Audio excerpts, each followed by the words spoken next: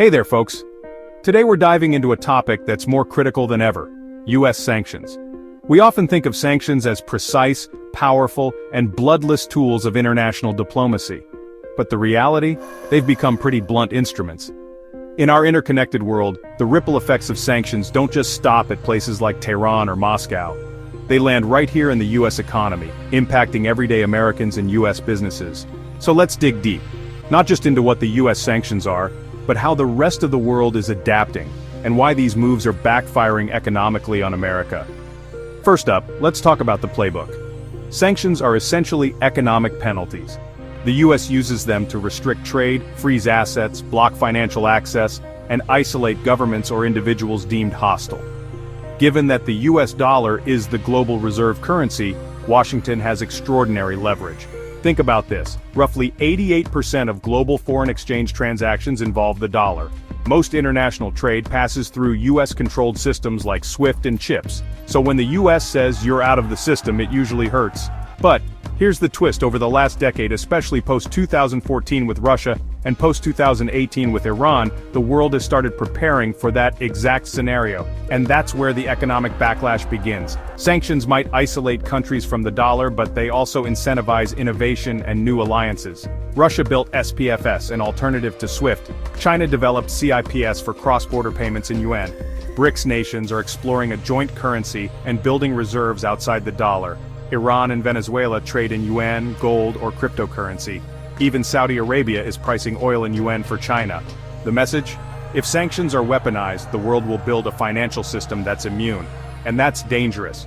Not just geopolitically, but financially, for the US dollar dominance is more than just symbolism. It's economic power. It allows the US to borrow at lower interest rates, run massive deficits without panic, import more than it exports, and control global inflation through Fed policy.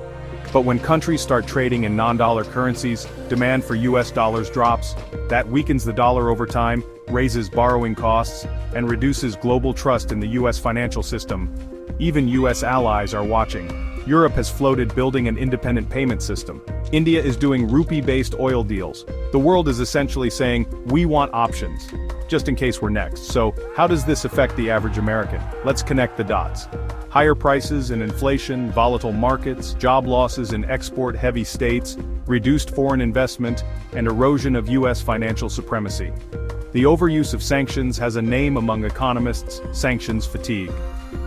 In the early 2000s, the US had fewer than 1,000 sanctions targets.